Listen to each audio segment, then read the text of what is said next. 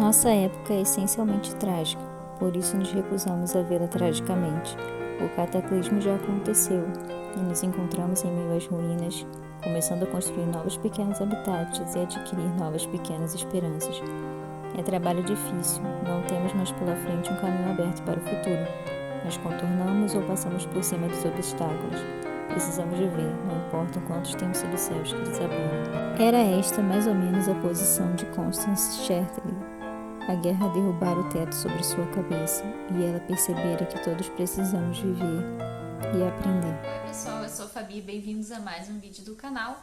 E o vídeo de hoje é o último episódio do Amante de Lady Chatterley, nessa série de vídeos que eu fiz, comentando detalhe a detalhe do livro com vocês, contando com spoilers e também dando minhas opiniões sobre o que eu acho dos personagens e tudo mais. Hoje é o último episódio do capítulo 16 ao capítulo 19. E, como sempre eu falo, esse vídeo tem spoiler do livro. Então, se você não quer saber o spoiler, não veja esse vídeo, né? Você pode ver o primeiro vídeo ali, o começo do primeiro vídeo, porque lá também eu digo sobre as edições, qual é a melhor edição e tudo mais. Dou um resumo sobre o que é. Você pode assistir o começo do primeiro vídeo e ele tem minutagem, então você consegue não pegar spoiler nesse vídeo. Mas os outros vídeos, né, sempre são com spoiler, porque eu tô comentando todos os detalhes do livro. Então, tem spoiler. Se você não quer spoiler, lê primeiro, depois vem para ouvir os comentários sobre o livro. Se você tem curiosidade de saber qual é a edição que eu indico e tudo mais, assiste o primeiro vídeo, porque tem na minutagem falando sobre as edições e também sobre o livro. No último episódio a gente termina quando o Oliver e a Connie estão voltando, né, depois da tempestade, e a senhora Bolton tá indo procurar a Connie por conta disso, por causa do Clifford, né? E aí a gente chega naquele momento em que a senhora Bolton vê eles dois juntos e vê como que o Oliver está bem apaixonadinho pela senhora Constance Chatterley. Então, a partir daí, continuar a história. Ela chega em casa e o Clifford, né, tá transtornado porque ela ficou na tempestade, o que tinha acontecido com ela, que podia ser perigoso e tudo mais. E a Connie não gosta nada disso, né, dessa história de ele ficar assim, ele fica transtornado, preocupado e paranoico mesmo, pensando em várias coisas. E aí ela responde ele fica pensando, né, sobre a tempestade. Qualquer um acharia que eu estava em algum lugar. Só fiz esperar a tempestade passar sentada na cabana onde acendi o fogo e fiquei abrigada e muito satisfeita. E aí ele fala, mas olha o seu cabelo, veja o seu estado. Eu sei, é que eu corri na chuva sem roupa. E ele fica incapaz de falar, você só pode estar louca. Clifford é muito tradicional e a Connie às vezes ela tem esses lapsos, né, de espontaneidade, e isso assusta o Clifford, né, porque ele é acostumado com tudo num padrão tradicional de sempre. Aí ele fala, e se alguém aparecesse? Aí ela, quem havia de aparecer? Aí ele, qualquer pessoa, ou Mellors. Ele nunca aparece. Ele sempre passa por lá, mais ou menos nessa hora. E aí ela fala, ele apareceu mais tarde, quando o tempo abriu para dar milho aos paizões. E aí ele fala, imagine se ele tivesse aparecido quando você estava correndo sem roupa, como uma doida. Aí ela fala, acho que ele teria levado o maior susto da vida dele e fugido o mais depressa que podia. Nós sabemos, né, que no capítulo anterior, né, eles tomam um banho na chuva juntos, né. E aí ela comenta que ela foi convidada para viajar, né, para visitar o pai, né, junto com a irmã, em Veneza, ficar lá. E ela convida ele para ir junto, né. E aí ele fala que não vai, né, a gente sabe que ele não gosta desse tipo de coisa. Aqui a gente tem uma parte em que ela conversa com a senhora Bolton, né, e ela pergunta sobre como a senhora Bolton tratava o marido dela, porque ela trata o Clifford bem, como se fosse um bebê, né. Aí ela fala um pouco sobre a relação deles, né, e ela fala uma coisa aqui sobre discussões, né, no relacionamento. Aí fala, mesmo quando ele não tinha razão, e se ele ficasse de pé, eu cedia. Nunca quis pôr em risco o que existia entre nós. E se você realmente se opõe à vontade de um homem, é o fim de tudo. Quando gosta dele, precisa ceder quando ele fica de pé. Tenha ou não tenha razão, precisa ceder. Ou então alguma coisa se rompe. Mas justiça seja feita, Ted às vezes me dava razão.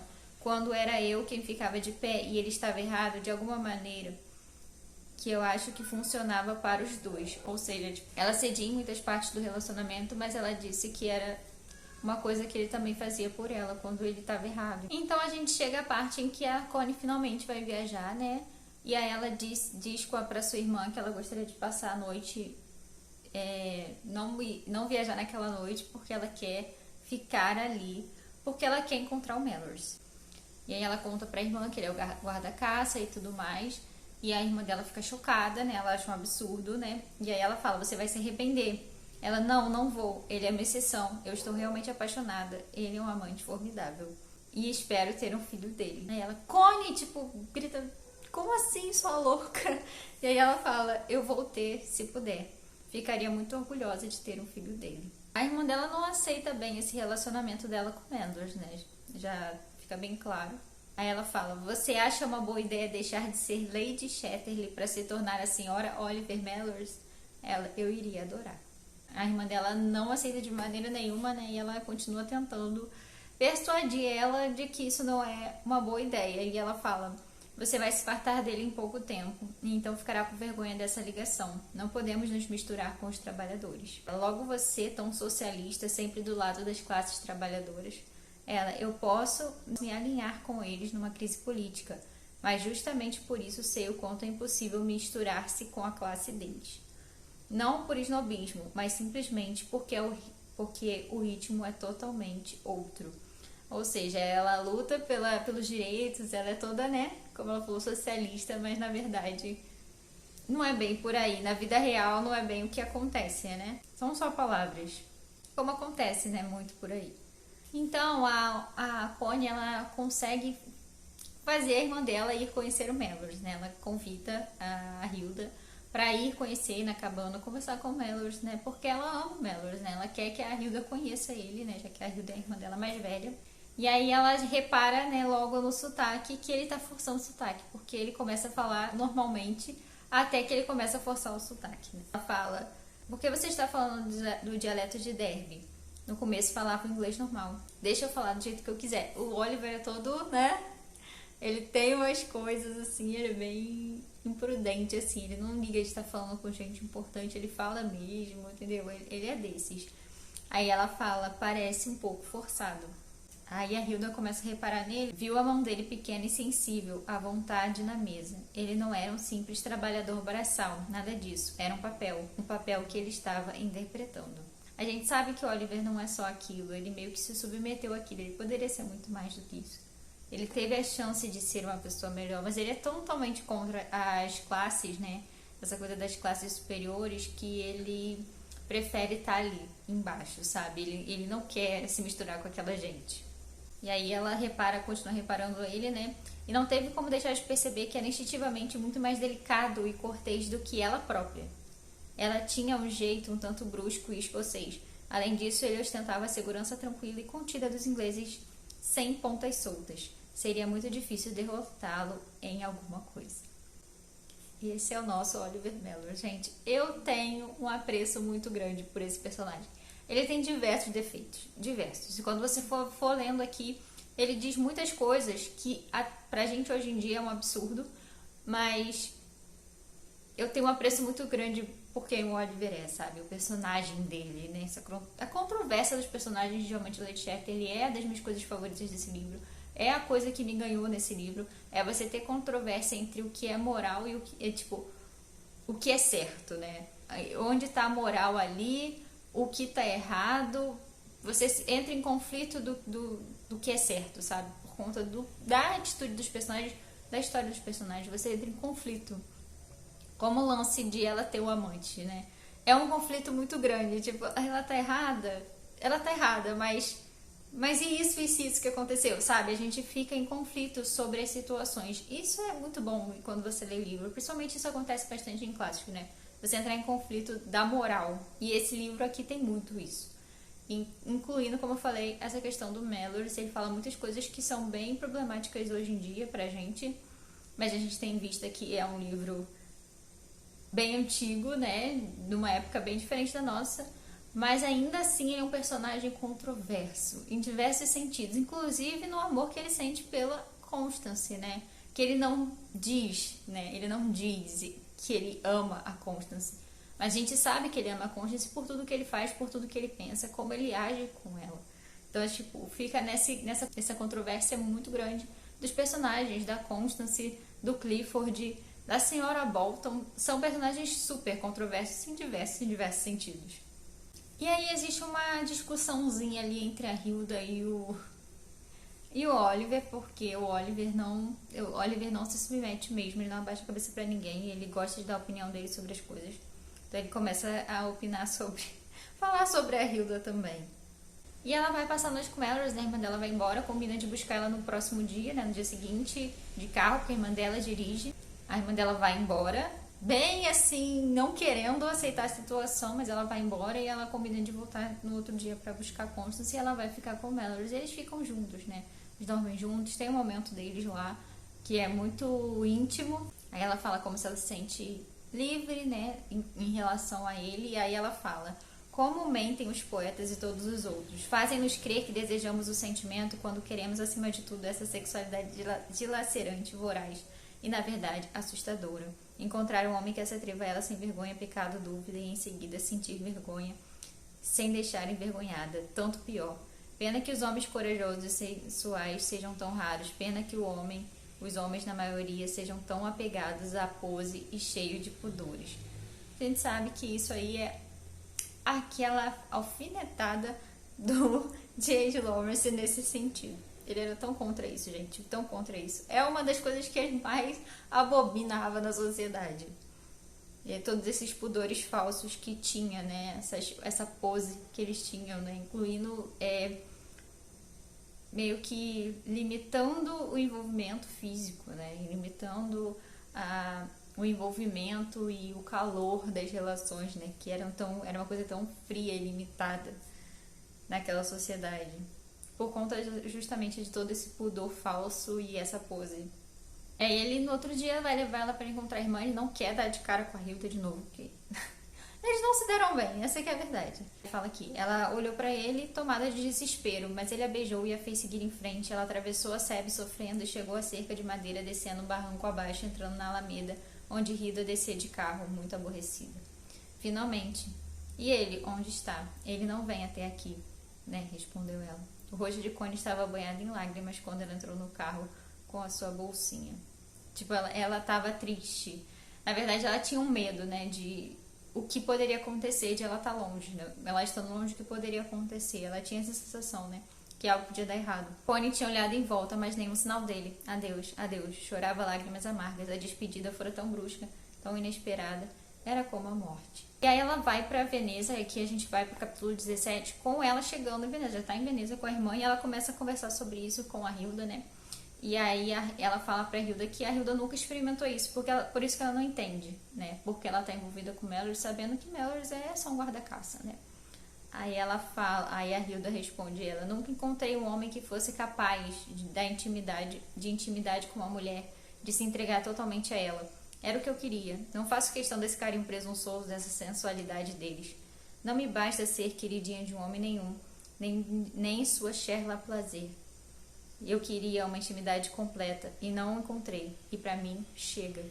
A Hilda é separada, né? A gente sabe que ela se casou, mas não foi muito bem esse casamento, né?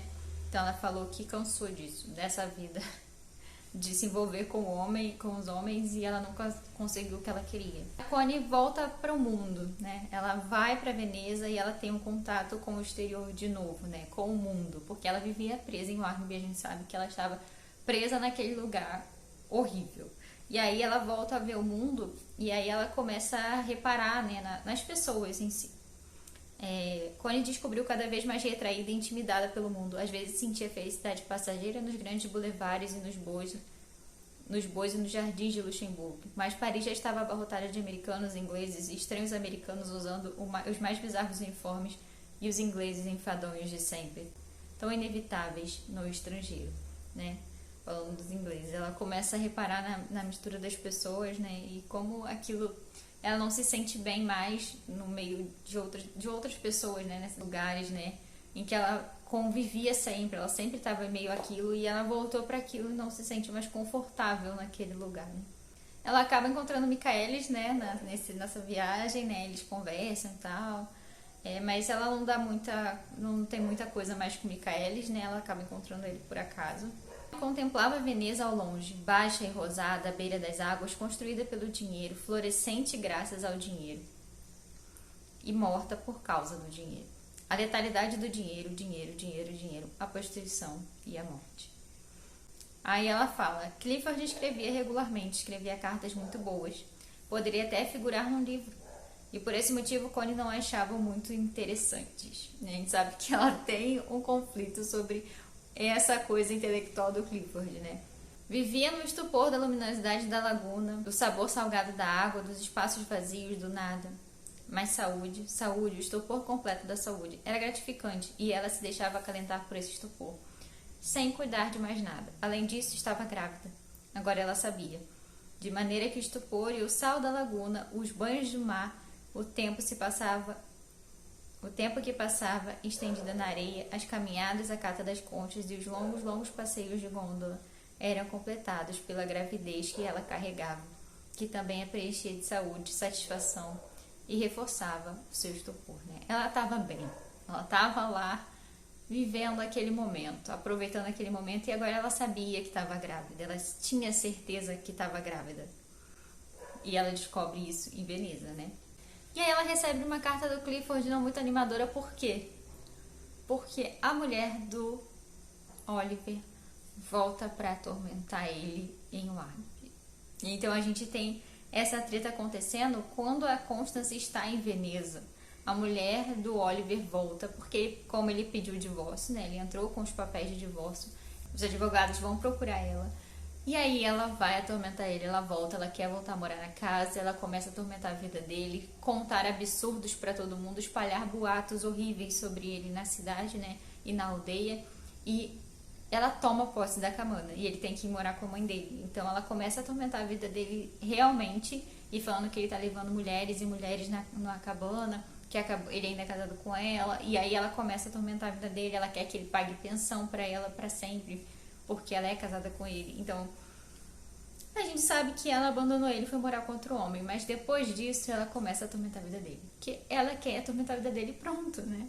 E a Constance fica o quê? Apavorada. Ela começa a ficar mal, ela fica preocupada, né? Aquele momento ali que ela tava tão bem vai desmoronar. E aí ela vai, escreve pra senhora Bolton pedindo mais informações, porque o Clifford conta as coisas assim, né? Mais superficial. E aí ela quer saber mais, ela vai mandar uma carta pra senhora Bolton pedindo pra saber mais sobre essa situação. A senhora Bolton começa a responder ela falando o que aconteceu. Ela explica sobre isso e fala também que existem boatos que ele está espalhando com várias mulheres também, comentando como se ele tivesse ficado com várias mulheres da aldeia, apontando o dedo para os outros, né?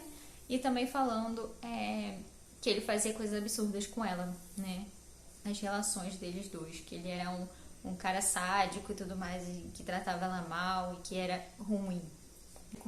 As pessoas começam a ver mal dele, as mães escondem as crianças quando ele passa, então, tipo assim, acabou com a reputação dele literalmente. A gente vê que a Connie começa a ter dúvidas, né? Com toda certeza, à beira de se ver-se envolvida na baixeza e na lama, sentiu raiva dele, por não ter se livrado dessa Berta Colton. Não por ter se casado com ela. Talvez ele sentisse uma certa atração pela baixeza. Seria até bom se livrar desse homem, separar-se dele para sempre. Talvez até ele fosse vulgar demais, na verdade. Uma criatura hellish.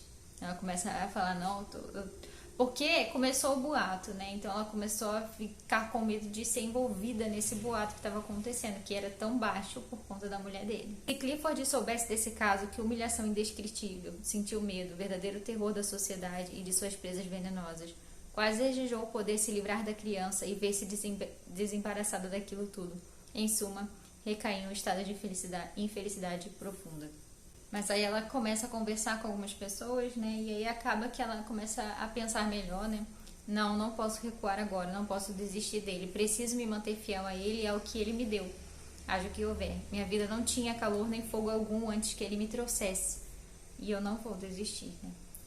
Ela ficou com medo e começa a se questionar, mas depois ela coloca a mão na consciência e vê que, tipo, é uma coisa do exterior, né? Porque quando ela sente com ele, ela não sente com ninguém. É muito bom, ele é carinhoso, ele é atencioso com ela como ninguém foi. Então a gente sabe tudo que aquilo que a Berta falou é mentira, né? A gente sabe bem verdade, assim. E as pessoas mesmo sabem que ele não é desse jeito, mas como existem essas coisas de fofoca, as pessoas, né, ficam meio assim. Até algumas pessoas acreditam, mas lá no fundo a maioria das pessoas sabe que o Oliver não faria uma coisa dessas. E aí ela escreve uma carta pra ele falando que isso vai passar, né, que tá tudo bem, que ela só quer perturbar a vida dele, né, porque a gente já sabe disso mesmo. E aí o Clifford mandou outra carta pra Connie falando que conversou com o Mallory, né, pra ver a situação, né, e aí meio que dispensa ele, né, da fazenda, porque não tá aturando mais a situação, aquela mulher perturbando lá o tempo todo, e ele dá umas respostas bem assim, né, que o Clifford não ia aceitar, porque o Oliver é assim. Então ele meio que dispensa ele. Quando ela mandou um bilhete ela manda um bilhete pro Oliver, o Oliver responde pra ela. E ele fala que começou a surgir o boato de ela estar envolvida na situação, de que ela era uma das amantes do Oliver. Então começa a fofocada, né, na cidade. Mas ninguém leva muito a sério, porque ninguém acredita que seja possível ela ficar com ele, né? E aí ele já vai se mudar, vai pra Londres ficar com uma pessoa que ele já trabalhou um tempo atrás, vai trabalhar para essa pessoa de novo, né? Ou a pessoa vai dar emprego, ou ele vai conseguir um emprego que a pessoa vai indicar ele para outro trabalho, em outro lugar. Mas ele não dá nenhuma... Ele não fala nada muito pessoal para ela, né? Sobre ela, né? Ele fica muito retraído na conversa, ele se limita só realmente ao assunto. E aí ela fica chateada, mas ela sabe por que ele faz isso, né? Ela percebeu que ele quis deixá-la à vontade se por acaso quisesse voltar ao Argyle ou para Clifford, o que também a deixou magoada. Ele deixou a escolha para ela, né? Ela que tinha que decidir se ela ia querer seguir em frente com isso ou, já que muitas pessoas não iriam acreditar, ela poderia fingir que nada aconteceu entre eles e voltar para onde ela estava antes. Aí ela repara num dos amigos ali que está em volta ali dela, né? Desse círculo que ela está envolvida. E aí ela fala que ele parece solitário, né? Aí o Duncan, né, que é das pessoas próximas a ela, que vai acabar envolvido nessa situação mais pra frente, fala que ele é casado, né, tem filhos e tudo mais. A Connie fala, pode ser que só as pessoas capazes de uniões verdadeiras tenham esse ar de que vivem sozinhas no universo. Essa é uma das frases favoritas, das minhas frases favoritas, né?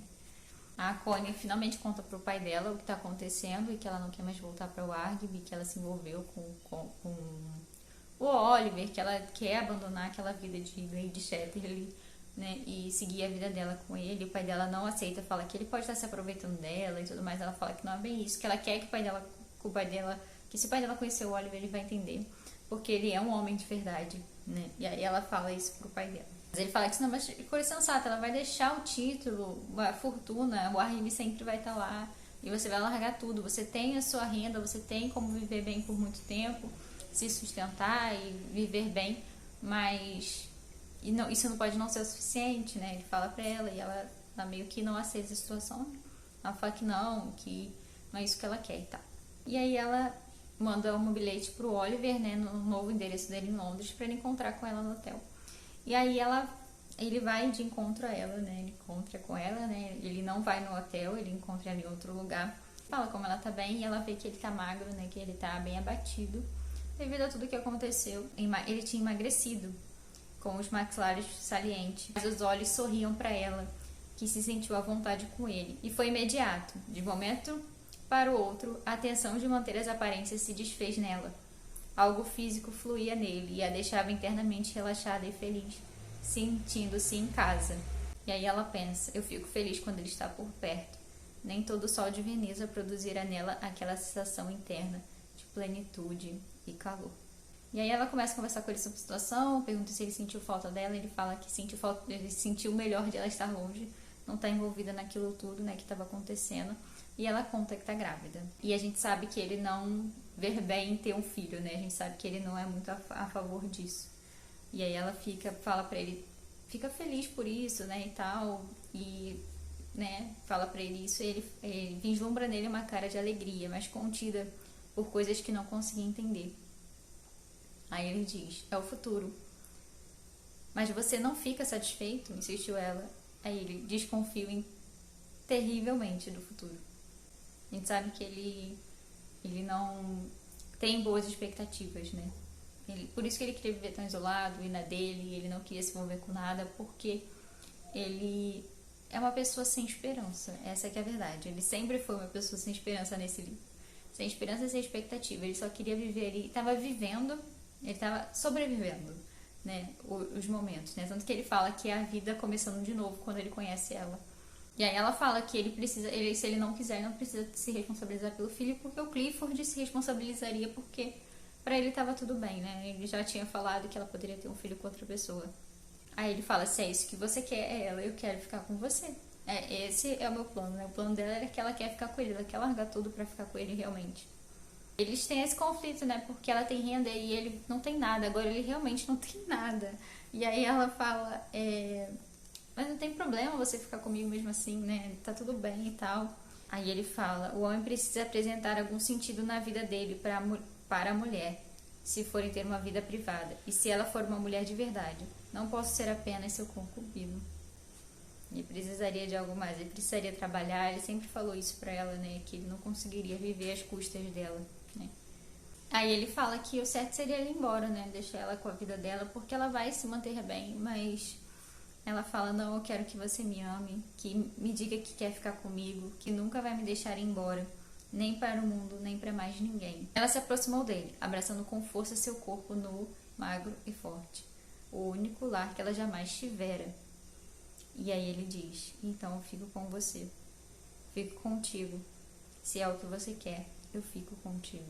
Começa a conversar sobre a gravidez, ele fala que tem medo de botar uma criança no mundo, eu tenho medo do futuro dela.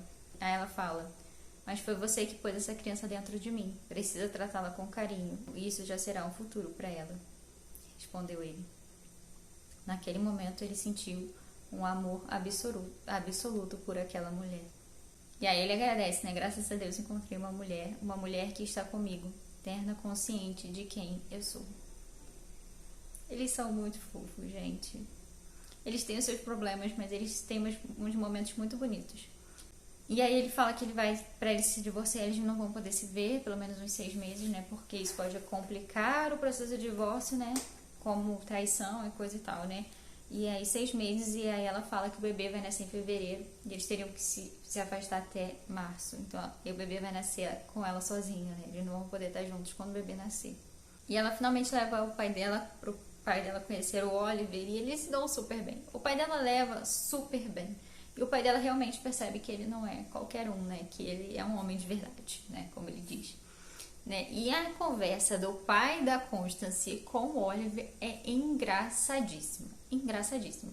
Eu não vou comentar aqui com vocês em detalhes sobre a conversa, porque vocês precisam ler. Quando vocês lerem, vocês vão entender o que eu tô falando. É muito engraçado. É muito espontâneo, assim. Ele fala umas coisas muito bizarras, assim. Muito engraçadas. Pra um pai falar pra um cara que tá com a sua filha, né? E ele fala que isso que ele precisar, ele vai ajudar com certeza, né? O pai dela. Porque o pai dela acaba gostando muito do Oliver. Acha ele muito verdadeiro, né?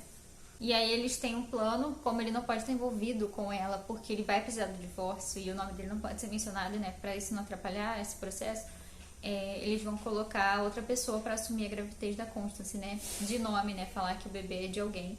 E aí eles escolhem esse Duncan, né? Que a gente conversou um pouco antes sobre ele tava conversando com a Constance. Ele sempre teve uma quedinha pela Constance e sempre quis, acho que pintar ela, ele é um artista, então ele sempre pediu pra ela posar pra ele e ela nunca quis. E eles vão envolver o Duncan nisso, né? Tipo, botar como se ele fosse o pai da criança, né? Quando ela for finalmente conversar com o Clifford. E aí isso é um problema, né? Então o Oliver fica meio chateado, né? E aí ele fala uma coisa pra ela, minha menina, o mundo está querendo cortar a ponta das suas asas. E aí ela fala, só se nós dois deixarmos. Porque essa situação é muito complicada, né? Dela com o Clifford e dele com a mulher, né? Essa mulher atormentada que ele tinha.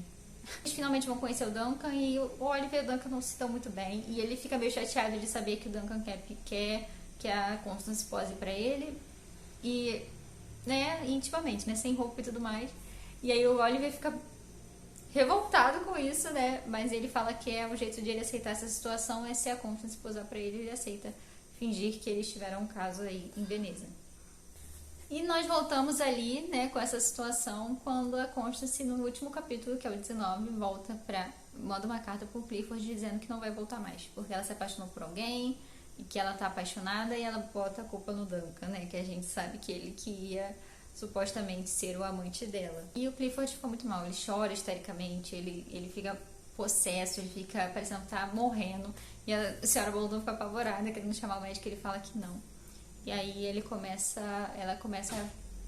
não fica assim, coisa e tal. E ele começa a agir como um bebê, uma criança, e ela fica acariciando a cabeça dele, ele igual um bebezinho.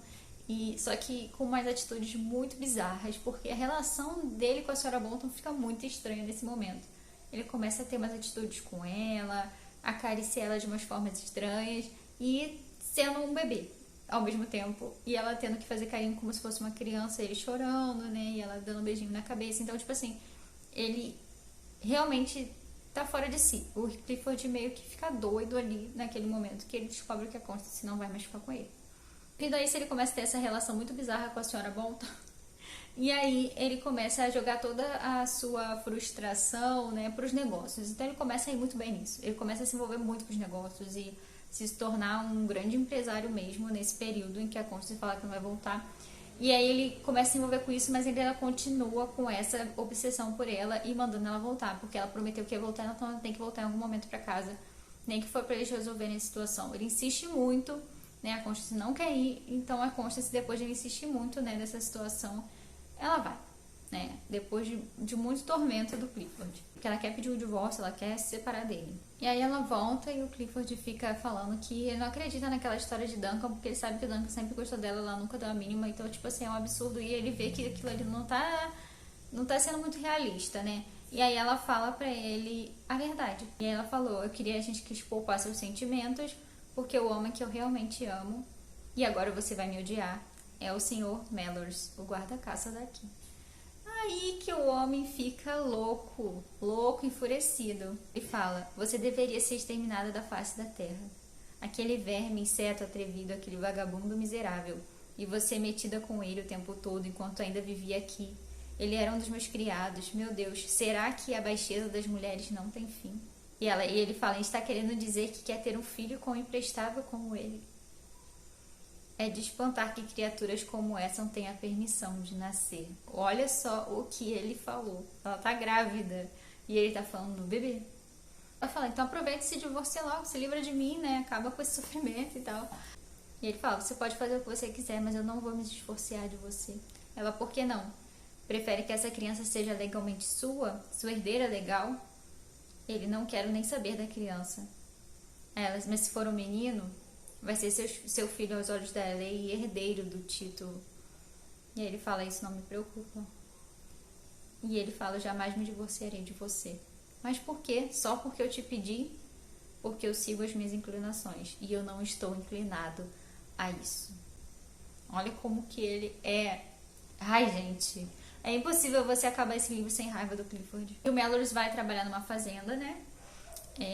Até que ele consiga o divórcio, e eles vão querer comprar uma fazendinha pequena para eles morarem, né, para ele poder fazer o seu trabalho braçal, se sentir útil, né, e ele ganhar a vida dele do jeito que ele gosta. A gente sabe que ele foi fazer isso, a Constance vai embora porque o Clifford definitivamente diz que não vai dar o divórcio para ela, e ela vai ter que ir embora, né. E aí, a última parte do livro é uma carta do Mellors sobre o novo trabalho dele nessa fazenda, que ele tá trabalhando na Escócia. E aí ele conta os detalhes daquele lugar, das pessoas que estão convivendo com ele, até são pessoas muito boas, estão tratando ele bem. E aí ele fala, eu não gosto de ficar pensando muito em você, imaginando o que nos deixaria infelizes. Mas claro que agora eu só vivo para poder viver com você. Ele ganhou um objetivo, né? Tempos difíceis se aproximam, rapazes. Tempos difíceis se aproximam. E a gente sabe, tendo em vista a época do livro, que ele não estava errado, né? Nessa previsão, que realmente viriam tempos difíceis. Mas ele diz ainda mais, todos os tempos difíceis que já aconteceram não conseguiram extinguir as cores, de maneira que não vão conseguir anular meu desejo por você, nem apagar a chama que existe entre nós. O ano que vem estaremos juntos. E embora eu esteja com medo, acredito que você ficará comigo. Qualquer homem precisa fazer o possível e o impossível pelo que é melhor, e acreditar em alguma coisa que vá além de si mesmo. Não existe seguro contra o que nos espera, além de acreditarmos no que cada um tem de melhor e na força que existe para além disso. É por isso que eu acredito na pequena chama que arde entre nós. Para mim agora é a única coisa que existe no mundo. Não tenho amigos da alma, só você. E agora essa pequena chama é a única coisa com que me importo nessa vida. Existe o bebê, mas ele é um caso à parte. É o meu Pentecostes, a chama bifurcada que existe entre nós dois. Olha que coisa mais linda. A carta do Mallory é uma das minhas cartas favoritas de livro. Se não a minha favorita. Porque a gente vê, fico até emocionada, porque a gente vê o quanto ele era uma pessoa sem esperança, sem perspectiva, sem nada, e ele acaba esse livro sendo totalmente o oposto disso. Ele acaba o livro com esperança, com o objetivo, com a certeza, com a confiança de que isso vai acontecer, que eles vão ficar juntos, eles precisam ficar juntos. É a única coisa que ele quer na vida. E a ela que sou fiel, e serei fiel independente dos Cliffords e Bertas, das empresas de mineração, dos governos e de todo o dinheiro da massa. É por isso que eu não gosto de começar a pensar em você. É uma coisa que só me tortura e tampouco faz bem a você. Não quero que você fique longe de mim. Estou no meu 40º inverno. Ele fez 40 anos, né? Ele tinha 39. E não tenho como cancelar os invernos que já se foram. Mas neste inverno irei me aferrar à minha pequena chama pentecostal, o que me trará alguma paz. E não vou deixar que sopro nenhum a apague. Né? E aí ele fala mais algumas coisas, né? E aí ele fala assim: há tanta coisa sua aqui comigo, o que é uma pena você não estar aqui inteira. Não se incomode com o Clifford. Se não tiver notícias dele, não se incomode. Ele não tem como atingi-la de maneira alguma. Basta esperar mais um pouco, que finalmente ele haverá de querer livrar-se de você e expulsá-la da sua vida. Agora nem consigo parar de escrever. Mas muito de nós dois está unido, e só podemos ser fiéis a isso, e orientar nossos rumos para que se cruzem logo. John Thomas dá boa noite para Lady Jane, e um pouco cabisbaixo, mas com o coração repleto de esperança. E acaba o livro. Ai, gente, eu fico emocionada toda vez que eu leio essa carta do Mellors. Porque a gente já sabia que não ia ser fácil e que não iria acabar bem, porque isso fica claro no livro inteiro. Eles não iriam deixar eles ficarem juntos, né? A sociedade não iria deixar eles ficarem juntos. E a gente sabe que acaba com esse livro vendo essa mudança do Mellors. Agora ele tem esperança, ele tem um objetivo, ele quer estar com ela, ele quer o filho, principalmente, que é uma coisa que ele nem queria ter, porque ele não acredita no futuro.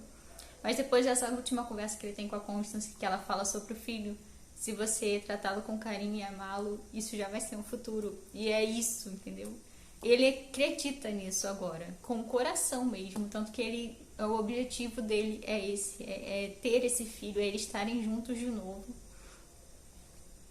E o livro acaba com essa carta, sabe? Sabendo que ele mudou totalmente, que ele tem esperança. E que ele quer estar com ela acima de qualquer coisa, sabe?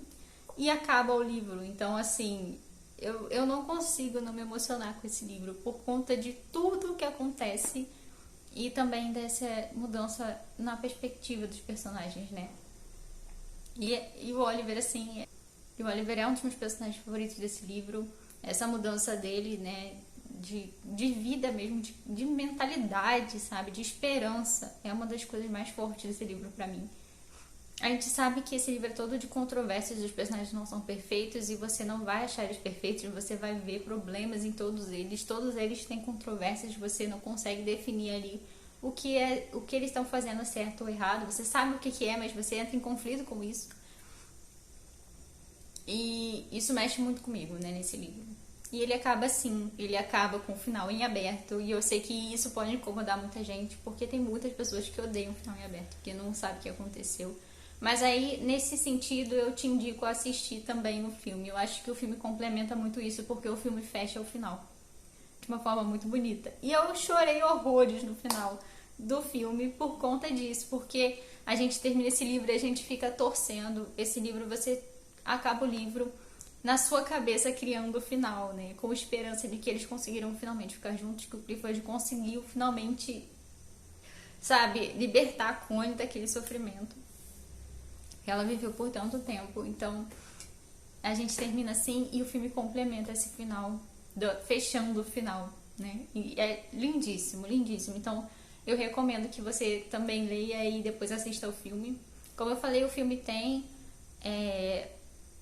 mudanças do livro pro filme, né? O filme minimizou algumas coisas, né, também, né? E que são questões da época. Mas ainda assim, o filme conta de uma forma muito bonita a história e termina com um final muito bonito. Tem cenas bem visuais, né, das relações íntimas deles no filme, então se isso te incomoda, você pula, mas veja pelo menos o final para você ver a conclusão, porque eu acredito totalmente nessa conclusão, apesar dos medos do que acontece no futuro, né, de tempos difíceis, porque a gente sabe que tiveram, né, porque esse livro aqui é pós a Primeira Guerra, mas a gente sabe que teve a Segunda Guerra, né, e meio que tá aqui previsto já nesse livro, mesmo que ele tenha sido escrito antes, né, então eu consigo me apegar muito ao final do filme, né, de que foi isso que aconteceu, eles finalmente conseguiram ficar juntos. Eu tenho essa esperança, sabe, desse final. Mas eu deixo essa informação pra vocês, se vocês quiserem ver, veja pelo menos o final do filme, assim, os últimos minutos, né, principalmente a parte da carta em diante, porque, gente, essa carta é uma das coisas mais bonitas. Ela é bem maior, né, ele fala muito sobre a sociedade também, ele comenta sobre a situação que ele tá vivendo nesse novo lugar, e como tá a situação também, né, na questão da mineração. Mas também é muito sobre o que ele sente por ela, sabe? E, enfim, é uma das coisas mais lindas, assim. Eu amo... Por isso, é um dos motivos de eu amar tanto esse livro, né? Todas essas controvérsias dos personagens e você entrar em conflito sobre a moral. Também essa mudança de perspectiva do Oliver, essa amplitude de esperança dos personagens, né? Dele e da Constance. E como eles mudaram durante todo o livro, quanto a vida deles foi transformada por eles terem se encontrado. Quantos problemas isso surgiu, né? Surgiu disso, mas também o quanto eles tiveram uma perspectiva de futuro depois. É isso, pessoal, é o final dessa série. Espero que vocês tenham gostado dessa série gigantesca de vídeos enormes. Mas eu espero que vocês tenham gostado. Se gostou, não esquece de deixar o like. Me conta aí se você já leu Amante de Lady Chatterley, se você gosta de Amante de Lady Chatterley, se você tem vontade de ler, né? Se você ainda não leu e não ligou para os spoilers, se você tem vontade de ler, vale a pena, vale muito a pena sim. Muito obrigada por assistir esse vídeo até o final, pessoal. Um beijo. Até o próximo vídeo.